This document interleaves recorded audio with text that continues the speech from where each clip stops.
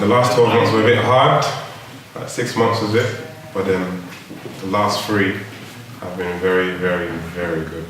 So, in October we filmed Famalam season 2, and I was just going through some personal life issues during that moment, so I didn't get to write on the show as much as I did.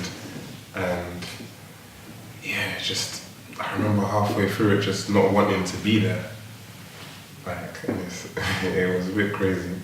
Don't want to get too much into the personal stuff, but it was like, life takes these sharp lefts, just that no one expects. And went through the Christmas period. My dad had a stroke on Christmas Day. Yeah, it was a bit tough. And then with everything that happened with Famalam, it really pushed me to know where the power is. So I kind of had an idea and for a series, and I told my friend Dems, so we wrote it together. We wrote a treatment, a package, like an outline of the show, and we handed it in to BBC Studios. Because the execs there is also the execs of Famalam, and in February they commissioned it. So I'm writing that literally now, and season 2 of Famalam's coming out at the end of this month. The Hollywood film I did in 2017 coming out in May. We got nominated for an RTS. Did Comic Relief this year. So there's a lot really. So that's why I said the last 3 months have been like really good. I mean, when I was in a position where I was like doing my own stuff online and looking at everyone that was doing what I want to be doing, what I'm doing now, I'm like, I really want it to be there, that's where I want to be, you know, I don't want to do these videos forever, you know, how many more short films do I have to do before I get that big break?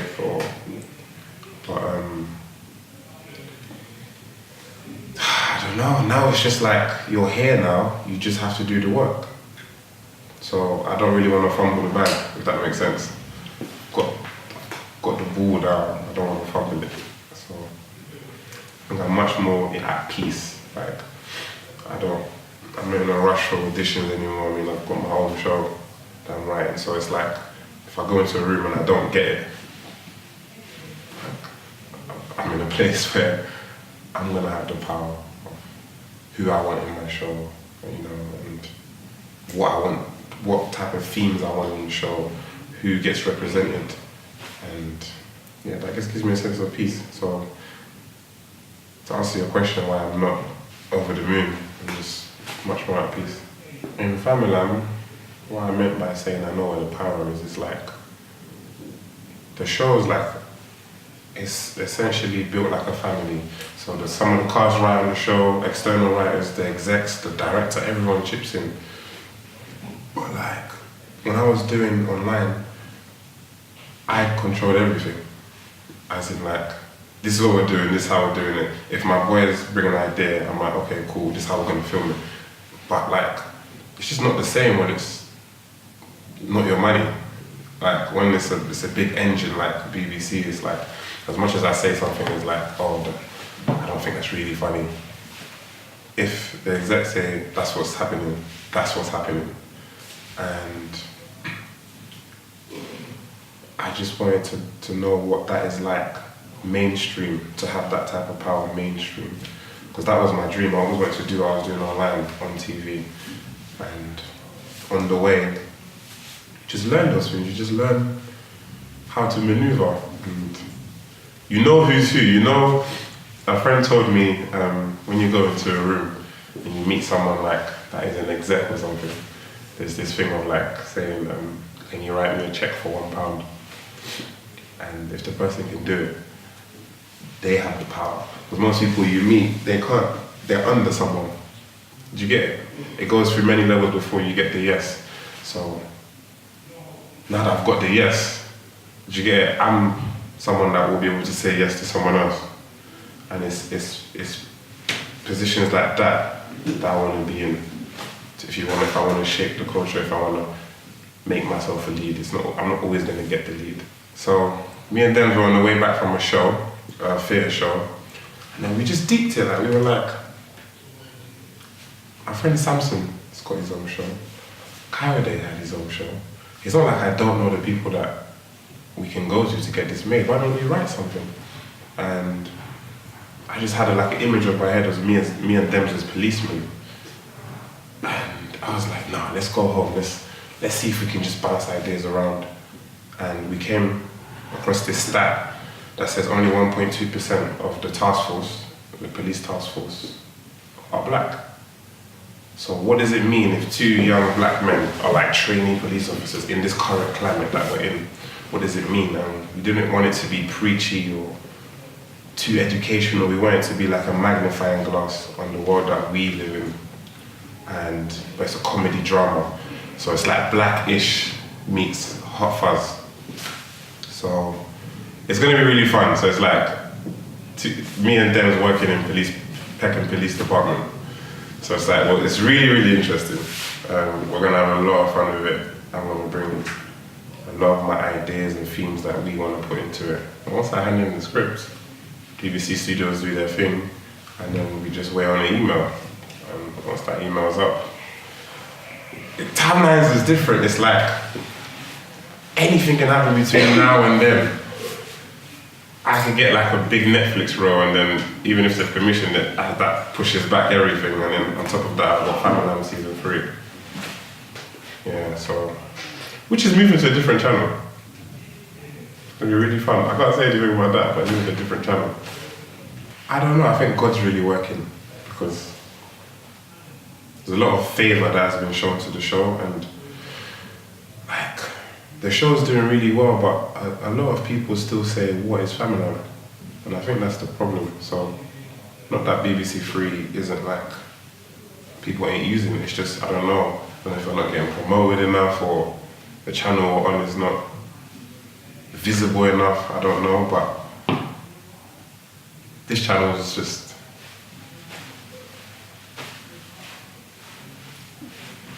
I just can't say anything, but the channel is very good. The channel is like mainstream. That's what I can say. I feel like I'm snitching. The typical day is like, so car picks you up at like 5 a.m. You drive far. Let's say we just like 1 hour drive to Watford. Breakfast. As soon as you get there, because they already know what you like for breakfast, it's already there in your trailer. You eat, your costume's already there. You do the costume. We walk out to the costume lady, she checks you, drive to set, they mic you up, and you literally you go on. The director, how he directs us, because it's a comedy and we improvise a lot of it. So he just says, okay, do one of them on script, and then the rest of it we just mess about. And literally, but the thing about Famalam is that it chops and changes every minute. Like, you need to be able to keep up with it. It's like, I'll be learning chunky lines, and it's just like, oh, second draft, bring in the trailer, really, oh, third draft. You remember the third draft, you ask, is there any more changes? No. You get on set, oh, fourth draft, and it's like, it's really, it prepares you though. Because I feel like when it comes to like a drama, when it's like set in stone and you know it, when there is changes, you can adapt to that. But it's fun, man. It's just really fun. We just laugh and we mess about on set. Like, obviously, it's still a professional environment, but like it's a comedy. Like, if no one was laughing, something's wrong, and everyone's funny. Like, long days, 12, 11-hour days. Yeah, I think kind of got it. Lunch is good as well. I really like lunch. In terms of writing and Famalam, coming from a background of doing my own sketches for like 5 years, it was just about transferring it onto a format that is industry acceptable. And my friend Bola taught me a lot about that way before I did Famalam. And like, for example, I'll get commissioned to do like 6 minutes of the show. So how it works is for every minute it equals a page. Does that make sense? So I'll write like 6 sketches or 3 sketches or 2 pages. Do you get it? And it's proper easy, man. It's just what is funny and how to make it land, beginning, middle, end. We hand it in, the director looks at it, the producer looks at it. If they like it, it goes into the pile of A, B, and C. Then they file it down again. Then it's like, if you make it to the shooting scripts, then if you're shooting, it's not done until you see it on TV. Even if you filmed it, like, you won't get the credit until it's on TV. Like my first ever credit for series 1, like I wrote 4 sketches. Then they said they're gonna do 3. Then they were gonna shoot 2. Then they were gonna do 1. And then even that one, I was just shaking, thinking, is this gonna make it on TV? And when it did, I was like, wow, that's my first ever credit, and it helps me get other writing stuff. And now that we're nominated for the RTS, I can actually call myself an RTS nominated writer. All this stuff usually seems to happen as I wake up. I wake up, ding, ding, ding, ding, ding, ding. Samson's like, I'm in LA, and I'm coming back. We're going to the RTS. I'm like, what are you talking about? What are you talking about? And Samson got nominated as well for Best Male Performance. So it's gonna be fun. No matter, even if we don't win the best show, Samson win is like everyone win. So it's good, man. It was interesting. How do I feel at this stage of my career? It's been very long. I decided to start this in 2012. Took it seriously in 2013. Went to drama school in 2016. 2017 is when I did theatre in Famalam. So at this stage, I don't feel like it's a dream anymore. Before it was like, I want to be going up for the big things. I want to be doing this stuff, and being at stages where you've gone final 2 for some huge shows that no one would ever know. To me, I remember when I was in my cousin's house and we were just planning on how we were going to make it. How the hell is anyone going to even see us the way we see each other like? And now to have like agents kind of like wanting to represent you, and I don't know, it's just, I've gone through so much stages that right now it just doesn't, it's not as exciting anymore. I really see it as just put your head down and do the work, because you have to stay here now. That's the kind of the trick that they don't tell you. It's really fun. You get here, everyone knows you now, you're doing your thing, you're up and coming. You have to stay there, and you have to continually be churning out stuff. And yeah, like I said before, I'm really at peace, like spiritually with God and everything. He's just sustained me for so long. Like I stopped working in 2017, and he's kept me. I didn't have to go back to my nights. I used to work in Costa, remember I told you.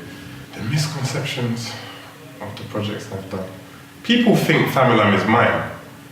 That is the funny one. Like, I think because there's some posts I've made that have gone viral, which have made the show go viral. People think it's mine. I remember watching this show, I think it's an American show, where there's like a round table and people discussing different topics, and they linked with the UK recently. And someone said, yeah, Tom Moutchi, no. Yeah, the topic was black British actors going abroad. Why are they not staying here? And someone tried to defend the British by saying, no, Famalam, Tom created it, it's his show.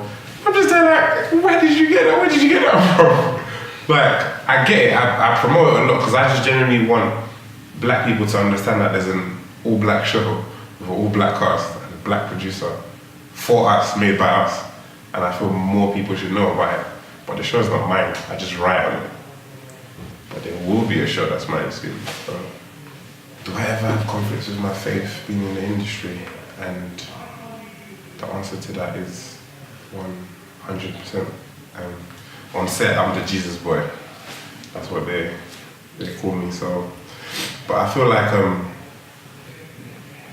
people will respect you more when you say what it is that you regard as your values. Once you make it known, they won't become like conflicts. Or, for example, I'm so secure that I'm going to do well that if a role comes up that tells me I have to do something contrary to my beliefs, I can reject it with no fear. Like, money isn't my drive, or fame isn't my drive, so whether or not I get it is not important anymore. And the situations where auditions come in, I've told my agent what I won't do, what I will do, and they're still kind of like giving. I'm like, I've told you I don't do this type of stuff. And they're like, no, but it's a really good director. You want to do more theatre, so this is the chance, and you will easily get this role. And it's like big fears, like, and I just say no. I feel like God has given me because I pray about this stuff. There's nothing, I haven't left a stone unturned. I've prayed for the smallest things, for the biggest things. Like when I go into rooms, I'm praying for like no wild stuff to come my way, like nothing to fall in my dwelling place. Obviously some of that stuff puts you in, like if, for example, if I pray for God to make me more bold in my decisions when things come up, He'll probably put me through a situation where something like that comes up, or in Famalam a random sketch gets thrown and I wasn't normally supposed to do it, but someone's dropped out and they want me to do it, and the sketch goes against my values. To be able to say no, even though everybody's counting on me, like even though it might mess up some relationships, stuff like that makes me learn for the bigger stuff. And that's literally how God has been with me. But I think I'll be fine. I'll be absolutely fine, especially coming from a place of being a writer. I'm gonna be fine. Absolutely, yeah. I'm not worried about that. Well, the only things I'm really excited about is the hustle. So I had a small part in a film called The Hustle with Anne Hathaway and Robert Wilson. I told you before. So it's out May 10th. That was my first time like on the cinema screen. And I'm probably in it for like a minute 30, but my scene is with Anne Hathaway and Robert Wilson. And my part is very important to the next decision that is made in the film. So I'm happy. Like I'm gonna go cinema by myself. I'm gonna buy £75 worth of like food and just be watching it, my 1 minute 30 of fame. But I'm happy about that, because what that translates to America is a very different thing. Like when I spoke to Ozzy, my friend Ozzy, and I was like, he congratulated me on it, and I was like, it's a small role. He's like, you need to remember when you wasn't even considered for these things. And he did a small role in a film called In the Heart of the Sea, and he told me that that did so much for him. It's on Netflix, you guys should watch it, In the Heart of the Sea. And so I'm excited to see what it will do in the US, because obviously right now I'm going to do what I need to do in the UK, but I've still got my eyes on what could happen there, and I feel like that will play a part to it, God willing. The challenging times in my career to date. I went up for something that was very huge. It was written down as like one of my goals. I went up for a Marvel film, and I really wanted it. I really, really wanted it. I didn't get it. I came in twice for it. And then straight after that, it was a DC series. Then I went final 2, and I didn't get it. Dealing with coming out of doing Famalam, like the realness of it is, I'm not in a 9 to 5, my money isn't coming in every month, and it runs out. And obviously learning money management and going off for stuff, but you're not getting it, it's getting closer to the butt end of the money, and you're going for these big things and not getting it. And life as well is taking weird sharp lefts with family, and you're like, wow, what the hell's going on here? Like, what's going on?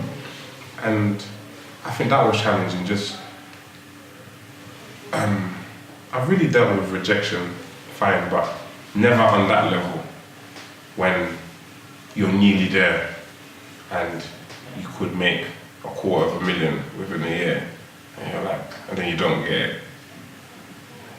Your mind starts, well, my mind anyway, starts to like create things that I'm gonna do.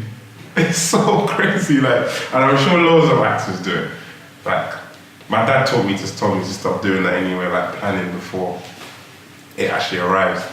And I always tell him, I'm in this big thing, I'm nearly there, I'm part of the final five, I'm final two. He's like, don't tell me until you've got it. And I've just learned the lesson now, but that was challenging for me. Like, I remember there was a week where I had 8 auditions. I think it was like, I didn't get any of them. And then you start thinking, am I crap? Is it me? Like, you really start to think like that. And it takes small things, even the little messages you get from people. Say, listen, keep going. I don't know you, but you're really inspiring. Or you do a small monologue somewhere and someone said, no, listen, you've got it. Those are the stuff that kind of pick you up. So that's what's been challenging. Apart from that, everything else has been really fun. Just, I've been really shrouded, you know, if I was to make it. Like, I've had a lot of shrouding spiritually by God. I feel like there's a lot of things that just don't fall. A lot of things that people will say has been hard in their career that has just been fine for me. Yes, I remember this day. I was walking in Bermondsey. Yes, I was walking in Bermondsey. I was eating a bueno, and my agent said, "Hey, you've got an offer." I was thinking, "Oh my God, I got a TV offer." Because I just see the name in it. It said something like "rude not to."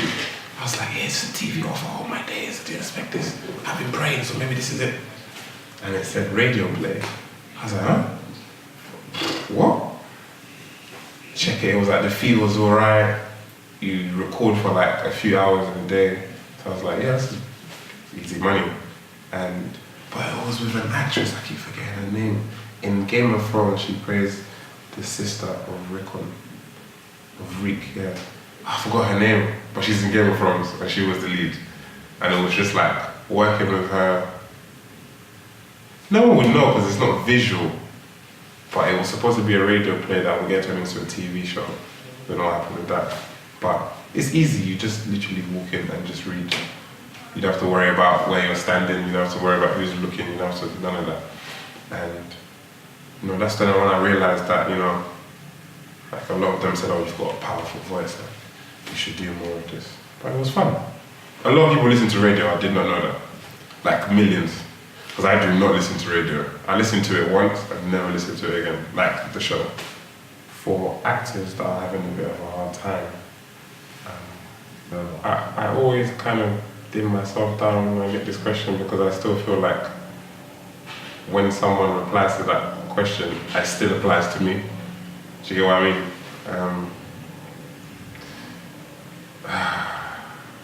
There's, for example, on IMDb, there is 6 million registered actors registered. These are the ones that have done work, professional work, and it's registered. Not to know how many aren't registered, and only 4% of actors are in work.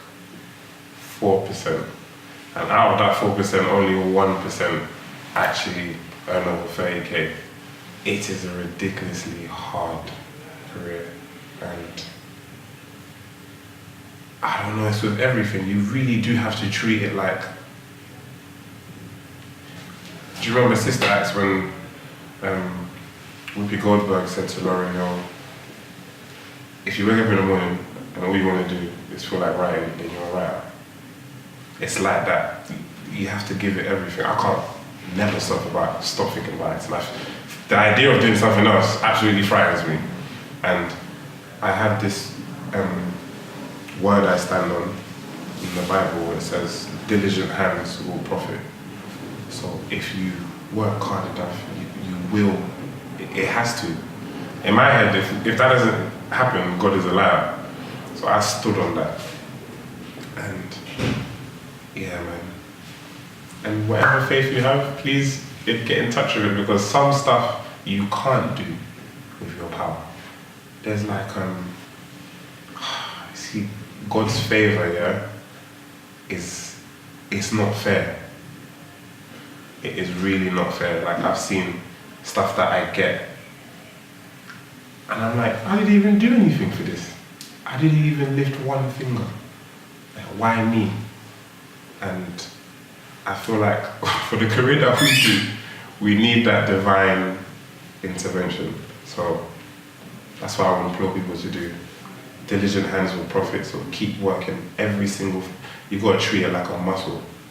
You just have to keep working on that muscle until it's exactly where it needs to be, and you'll be able to lift